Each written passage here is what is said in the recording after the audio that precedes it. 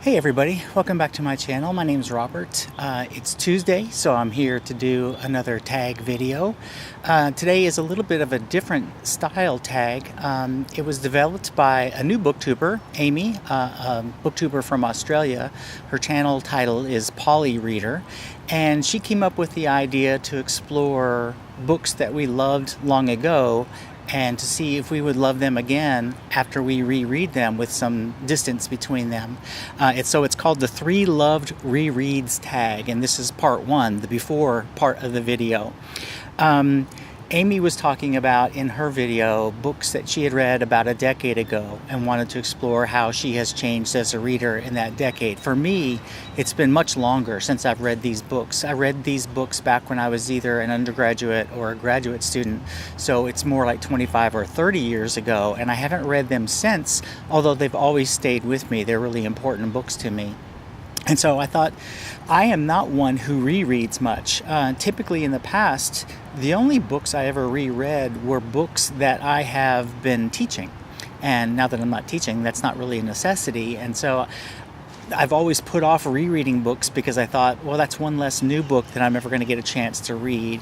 But it's been long ago on these books, and they've been so important to me over the years in terms of my memory of them, that they warrant rereading. And so I'm going to reread these 3 at some point over the summer and then do the second part of this tag.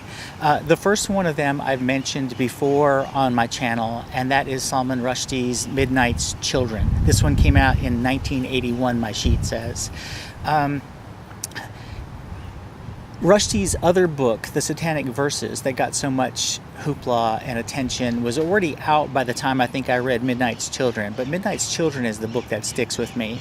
It's the story of India, told through the stories of 1,001 people who were born right at the stroke of midnight when India gains its independence. It's focused on a single one of those, Salim Sinai, and it's a family story set against the cultural and the historical backdrop of India and its independence. And each of these 1,001 people in this book has some kind of almost supernatural power. And I'm not going to tell you any more about that because if you read it for yourself, I don't want to spoil anything. But this book stayed with me for so long, and even though I never wrote about it as an academic and I haven't ever taught it, and I haven't read it since then, it certainly deserves rereading. It won the 25th anniversary Booker of Booker prizes. I think it won again the 40th. I may be mistaken about that. I stopped following the Booker super closely by then. But it's a book that's been praised universally, and I think it's one of the best novels I've ever read. And so it justifies a rereading. As many times as I've reread Pride and Prejudice, I can afford to reread Midnight's Children.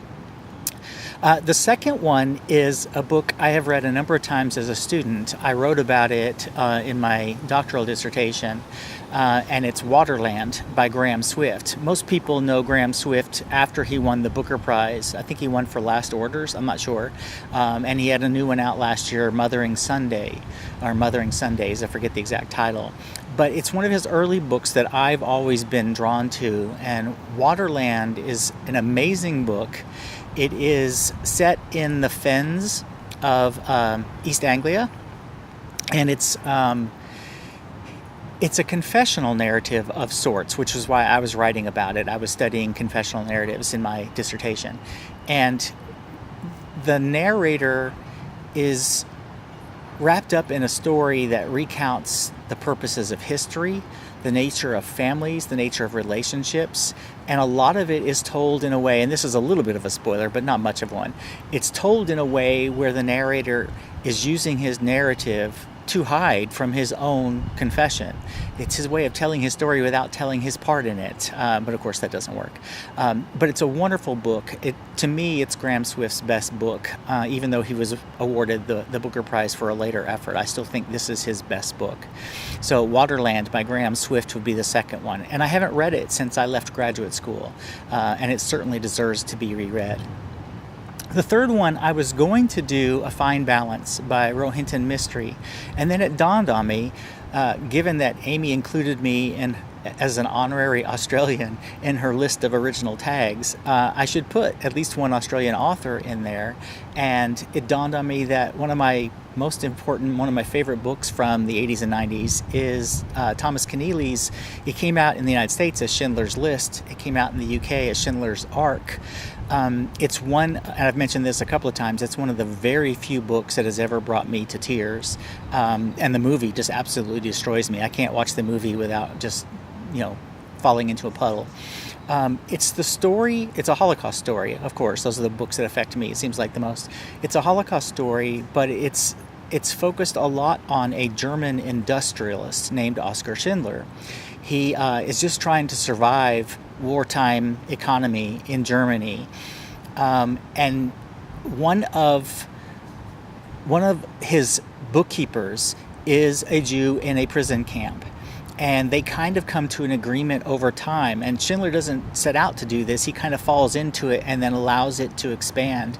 But he uses this bookkeeper's influence to start bringing more and more Jews into his business. And his business was considered a necessary one for the war effort. So these Jews were suddenly protected from being killed in the extermination camps.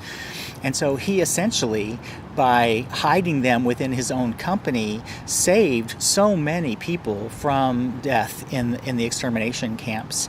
And he's revered now as a figure in the Jewish community because of what he did. It's a true story, which true story novels always get to me.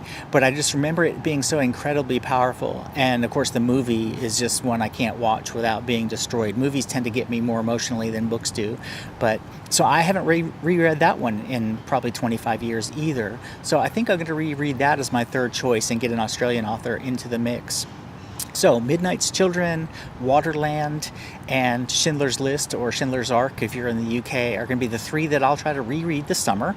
And then after I've reread those, I'll come back with part 2 of this tag video and talk about how that experience changed for me over 25 or 30 years' time. All right, so there you have it. That's my Tag Tuesday. I hope this shirt's okay because I'm going to film 3 videos today, so you're going to see this shirt a lot. It's a good day to film. It's not too windy. I have a little bit of time this afternoon, and I'm just going to get most of the rest of this week's videos filmed today since they're not time sensitive. All right, until tomorrow's video, which I'll be filming in about 10 minutes, I will talk to you later. Bye.